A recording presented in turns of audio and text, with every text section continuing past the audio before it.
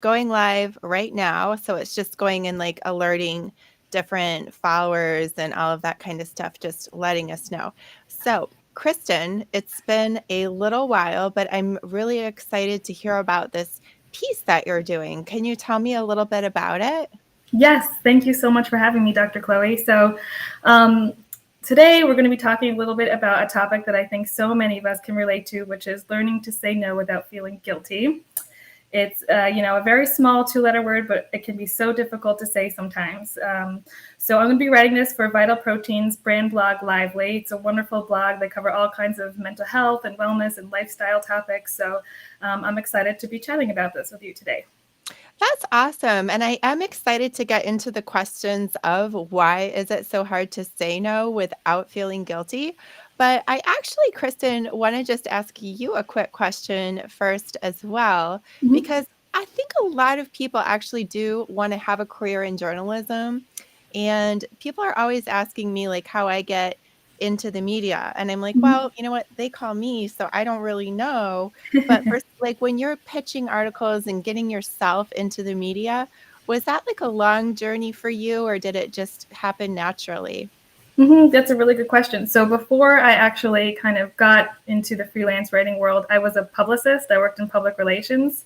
So a lot of that, I'd work on a roster of clients and it was a lot of back and forth with the media, getting them into the press. So I kind of saw firsthand how that all worked. And then my last PR job, I actually was working on a lot of health and wellness clients that I felt really passionate about. And from there, I started a family and I kind of was like, you know what, I really enjoy the writing aspect of it. Let me try to see if I can kind of get on the other side and do the journalism. So I've been doing that for a couple of years now. I'm still kind of new to it, but I've been really enjoying it. And that's my journey. That's how I got into the I field. see. That explains a lot. So I Mm-hmm. bet learning how to say no is probably pivotal in the PR agency. So Yes. anyway, I know we don't have all day, so we'll get right into it. Mm-hmm. You sent me some really great questions in advance, and I did Yes. have time to look at them. But I'll just, for the sake of people who are watching, who don't have my handy little sheet, I'll let you go ahead and ask me the questions. Okay, perfect. So let's start by talking a little bit about why is it so hard for us to say no? Well, I think it can be hard for us to say no because we get a positive reaction from people when we say yes, right? In the Mm-hmm. moment, it just feels good. It's a way of letting people know that we want to accommodate them, we want to prioritize them, we want to partner with them. And so sometimes I think of it almost like, you know, we want to eat everything on the table and it feels good in the moment to just keep saying yes and trying some, but then we can have a little bit of a hangover later from all of that food, just like saying yes too often can lead to trouble later. Mm-hmm. That makes sense. And what do you think about certain personality types? Like, do you think that someone who might skew more as a people pleaser would have more difficulty saying no than someone who might be a little bit more assertive? That kind of Yeah, thing? definitely. I think people pleasers can sometimes even actually be addicted Mm-hmm. to the positive regard of other people. So I don't mean to go too deep into it. And it's not that this is true for everybody, but a person with low self esteem Mm-hmm. might be looking for validation from other people. And so they might be inclined to say yes and accommodate people just to get what we call external validation from other people. Certainly, also, there can be a fear of conflict, right? Mm-hmm. So, for some people, it's about the pleasure of the yes, of the positive reaction. For other people, it's about a fear of the negative reaction and just not knowing how to set boundaries. I think for other people, honestly, I personally can even fall into this camp sometimes. We can get so excited in the moment with somebody that we're like, yes, I'll totally help you, reorganize your whole closet and we'll try, and so we Of can course. almost, those of us who have a zest for life, we can almost overcommit ourselves sometimes. Mm-hmm. That makes a lot of sense. And I also wanted to ask your thoughts or your 2 cents. And I know that saying no can be really difficult for everybody. But what do you think? Do you think that it can be more difficult for women sometimes? Because, and I know I fall under this umbrella, a lot of us view ourselves as the helpers or the ones to lend a hand. So our own self identity can sometimes even feel at stake when we go to say no because we don't want to rock the boat. We want to keep people happy. So I'd love your thoughts on that. And also, what can happen to us if we continue to overcommit and say yes, yes, yes, even when we know that it doesn't serve us? Yeah, I think you're right. So women in particular actually just tend to be higher on empathy. So, Mm-hmm. the ability to see things from the other person's eyes, just objective psychological measures of empathy, women tend to rank higher. So when you are seeing things through the other person's eyes, you might be more inclined to feel like you understand that they need help, or feel like you understand their pain, and feel like you want to step up and help. But to your point, there's a real cost to that if it goes too far. Because if we're just constantly giving and giving and giving, and we're maybe not getting as much back, or our own house isn't really in order, our own needs aren't getting met, then what can happen is we can actually start to become resentful of Mm-hmm. the people that we're helping, which is actually, of course, really unfair to them. Because if they didn't even necessarily ask us to deprioritize ourselves, or to, over accommodate them, then it's actually really on us to learn how to recognize our own limits and how to communicate them to people. It can actually almost become associated with being passive aggressive if you're Mm-hmm. just constantly helping somebody and plastering on a smile, and then secretly resenting them for it. So that's one of the things that I work on with people sometimes, is teaching them, whether it's the internal self-talk, what they need to learn how to say to themselves. And because you gave me these questions in advance, I had time to think a little bit about some examples. So if somebody knew that as a woman specifically that they had this issue, they could think something to themselves like, good woman, good boundaries, or strong woman, strong boundaries.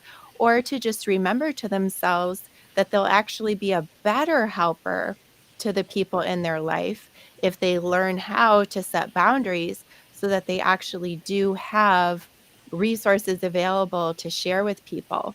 Or if in those moments, you just kind of get caught up and you don't know how to say no, which I'm actually personally pretty good at saying no. So it was almost Mm-hmm. like a bafflement to me when I started really discovering with people how hard it was for some people to say no, Mm-hmm. although I'm not perfect at it. And so one of the things that's been helpful to me sometimes is to learn how to just say to somebody, well, let me check a few things in my schedule and I'll get Mm-hmm. back to you.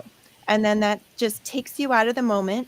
And even if you know that there's nothing really to quote check in your schedule, but simply just looking at your calendar and really thinking about all of the obligations that you have, if that's going to help bring those more front of mind to you. And then later, when you're not in that what we call a hot cognition, or an emotionally hot situation where you're sitting there looking into the person's eyes and feeling that pressure, when you Mm-hmm. take yourself out of that moment and you've had a chance to review your own schedule a little bit later, then you can do a quick text or phone call and say, I really appreciate you asking. I would really love to say yes, but I'm sorry, I can't do it this time. Mm-hmm. I know that this is actually the next thing that I wanted to talk to you about was some tips. And I think that's something that I need to learn, is that it's okay to just take space for yourself and reassess, what your own needs are. You don't have to say yes right away. It's totally okay to say, let me get back to you in a few days. And I think that's important for everybody to know. Mhm. So I'd love to know, do you have any other tips or suggestions in terms of strategies that people might be able to implement when it comes to saying no? One I know that I'm kind of interested in is starting small. Maybe it's to people or in places that you feel like you can be your most confident self. Yes. So you can definitely, as you mentioned, like start saying no in, small situations, right? So Mm-hmm. even if it's just to deliberately, practice doing that. But another thing that I think can be really helpful is to role play, right? Mm-hmm. So you can have a friend kind of put some pretend pressure on you, especially if you know that you're going to be going into a situation where it's going to be hard to say no and then stick to that answer. You can have a friend, kind of pressure you a little bit. And I've done this for friends as well as for clients. And I am truly surprised sometimes, at how difficult it is for Mm-hmm. some people, that if I even just put the smallest pressure on them in a role play situation, that, they're very quickly saying, I don't know. I don't know. I feel like I would say yes at this point. And so what that means, of course, is that it's a really good idea to make sure that you do role play and that you give yourself a chance to practice. Because after I've done those role plays with people and then they go ahead and, navigate the situation, they feel so good. But they do oftentimes need to have habit thrown at them a couple times of somebody saying, well, what am I supposed to do about the kids then? Or, but I helped you back on such and such. And, learning how to have a couple of answers for those situations can be really helpful for people. I have a couple of more other, like, what I call scripts that can be helpful for people too sometimes. That makes a lot of sense. I think that's a really good tip. And another one that when I was doing a little bit of reading on this, that I think could be helpful, especially in a workplace setting sometimes, is to put the question back on the person asking. So say your boss or supervisor asks you to get to A, B, C, D, and E by this date, and you're only going to get to A, B, and C. You can kind of frame it as, hey, I can only get to the first three by this date. How would you like me to prioritize? And that way you're not necessarily outwardly saying no, you're kind of reframing it in a different way. So maybe that could be helpful to some people. Absolutely. And also to remember that in workplace situations, I mean, it's true everywhere, but especially in workplace situations, to remember that you're not doing your boss or your team any favors by hiding it from them, that you're starting to get a little bit overcommitted, right? I mean, for myself as an employer, I actually really appreciate it when my employees give me an early heads up and they even say, hey, look, I'm not even like at capacity right now, but I'm reaching it. And I just thought that you might want to know that. So even for those of us who are really into the people pleasing, to realize it can actually fit into your people pleasing personality, even to realize that learning how to project and talk about your capacity is pleasing to your team and to your boss. I actually am getting a low battery, so I'm just going to flip a switch. One sec. Yes. Okay.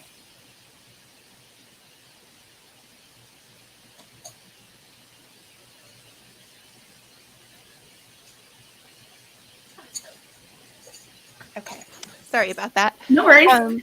So another like thing that can be helpful, whether it be in the professional or in the personal situation, is what psychologists call narrating your experience, which is basically just putting words to, what's happening inside.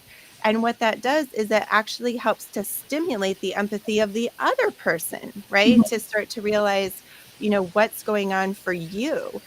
So you could say something even like, I truly would love to say yes here. And in fact, I feel even tempted to do it. But I've really been trying to hold myself more accountable and make sure that I don't overcommit. So sometimes even just acknowledging that with people and telling people a little bit about what you're going through can help them to have more empathy, because it would almost take a real monster, right? After you've said something like that, to then try to keep pressuring you after you've already said, I would love to say yes, but I'm working on learning how to have better boundaries with my time. And so I just don't think I should. I mean, who could really pressure you too much more after that point, right? One other thing that I think can be helpful for people, if they're actually already in a relationship pattern where a norm has been established, that you're the giver, so to speak, and then, you're kind of suddenly changing things, whether it be in that personal relationship or whether it be in a workplace relationship where, you've just kind of taken the brunt of all the work all the time, is to actually acknowledge it from a standpoint of personal responsibility. So instead of just saying, hey, you've been taking advantage of me and I'm angry and it stops today, which maybe sometimes that's helpful. But in other situations, it can actually be helpful to say, you know what? I've allowed a certain dynamic to happen here where I'm doing more than I should. And that's not your fault. It's my fault. I probably haven't communicated my boundaries enough. Maybe I haven't been realistic about my bandwidth. But I've realized that I need to do a better job at that. And so that's what I'm doing now. I think that's really good advice. And so if you know or anticipate, and some of this advice I think will apply to this question, but if you know or anticipate the other person is going to be upset if you say no, and at the end of the day, hearing no can be hard. So how can we empathize with the other person while still holding our ground? Yeah, a couple of thoughts there. So one thing is to remember that other people have a right to feel Mm-hmm. disappointed or upset, right? So if we have some kind of a personal belief, and it can go with, people pleasing a lot, that we actually have a hard time tolerating it if other people are upset or frustrated or disappointed, believe it or not, that's actually a form of being controlling on them, right? That's why I'm seeing that it can even be passive aggressive to Mm-hmm. over accommodate people because you can't tolerate, their disappointment, and then resenting them for the Mm-hmm. fact that you overcommitted, right? So I would say that we want to start by recognizing that even if we can forecast that somebody might be upset or disappointed or frustrated, we first really want to give them permission to have their reaction. And Mm-hmm. so we can do that internally, and we can also do it verbally by just, saying to them, look, I get it. I understand. I would be disappointed too if I were, in your situation. And I don't want to try to, take that away from you. And I really am sorry to have disappointed you, Mm-hmm. and just leaving it at that. Another thing that you can do, though, to kind of move on from that so that you don't have to feel stuck in that, is you can have 2 or 3 good pivot topics. So again, if you know the person's going to be upset about it, you can have that moment, let them have their upset, validate it, don't try to Mm-hmm. take it away from them, but then have a couple of good topics that you know that you can steer them towards so that you don't have to just stay frozen. Because I think with that fear of conflict thing, people can have fight, flight, or freeze, and they can get just frozen in that moment. So to learn, to have a couple of topics that they can move on to can be very helpful. Another thing, though, just internally, like maybe the other person has had their little upset and then they walk away and everything's fine, but you are still mentally reviewing the situation and, like, just stuck with that feeling of having disappointed someone. There's a technique from my book, Nervous Energy: Harness the Power of Your Anxiety, called the mental shortlist that can be helpful. So in the mental shortlist, what we do is in advance, we think of, say, 5 topics that we know are good, positive, constructive things for us to be thinking about. That can be anything from getting a jump on your holiday shopping to, thinking about what you're going to be cooking for, dinner for the next week, or, certain work projects. Everyone's mental shortlist is going to be different, but it's important to have 5 things really pre-thought out so that it's even an actual physical list that you have. Because otherwise, in those moments when you're in that fight, flight, or freeze space, your mental focus gets more narrow and it's really hard to see anything outside of that little box. And so then Mm-hmm. when you're saying to yourself, don't think about, don't dwell on that situation, it's almost like saying, don't think about pink elephants. You're just calling it to mind. So having 5 good topics to pivot onto mentally can be helpful. And there's actually also one more technique from my book that I think can be helpful even in those moments when you're feeling tempted to overcommit and say yes to somebody. You can try what I call thought replacement. So instead of thinking to yourself like, oh yes, I feel like I should say yes, I think I may just go ahead and do it, you can just interrupt that with a pre-crafted thought that will give you strength. And a good one, I think, for people pleasers would be the thought replacement of, every yes is pregnant with a no. Mm-hmm. And that is a phrase that I read in a book by a woman named Kate Northrup. I don't know if she created that phrase or not, but every yes is pregnant with a no has actually been a very helpful phrase for me because, like I said, I get very excited about projects and I Mm-hmm. always want to say yes. And so I've really had to take that one to heart. I love that advice. I'm going to be keeping the mental short list in the back of my mind. I think that could be really helpful for a lot of people, especially when you just, like you said, maybe you're replaying it, you just get on this mental hamster wheel of the same thought. It kind of like helps us to take a step back and like refocus a little bit. I think that's really good advice. Um, and finally, I know it might seem really obvious, but why is it so important for us to say no for both our physical and mental health? It's so important for many reasons. And like you said, It sounds obvious, but I think it also is good to unpack that a little bit and really understand the why of what we're doing. Mhm. Besides, again, just the simple fact of wanting to be able to have time in our schedules to do the things that we really want to do. But when we learn how to say no effectively, what it does is that it increases what psychologists call our self efficacy. Our self Mhm. efficacy is our belief that we can do the things that we said we were going to do. And so if a person is, listening to this or reading an article about this and they want to make a commitment to themselves that they are going to learn how to have better limits with people, every time they experience themselves doing that, it increases their sense of self efficacy. So that actually also raises their self esteem and just makes them a stronger person. Also, being good at saying no in appropriate situations helps you to have better relationships because it Mhm. removes, that factor of passive aggression and resentment where you're taking on doing things that you really don't want to do and you're becoming resentful, as well as you're not even really being your authentic self, right? If your mouth is saying yes but your mind is saying, how on earth could you ask me this, Mhm. we actually want to be in the more authentic space. Of course, also just on a physical level, stress can eat away at us, whether it be through, heart health or gut health or all kinds of different ways when we're under stress, especially if we're internalizing things. I found as a psychologist, that's when they just can kind of almost churn inside of our bodies. And that's what, it is when people are having trouble expressing the fact, that they really want to say that, as you said, that two-letter little word NO. And then Mhm. just one final benefit, of course, is that when we do get better at setting boundaries in our schedule, then we do have more time for self-care, to just take better Mhm. care of ourselves, as well as the people in our lives that we really, really do want to give our best to.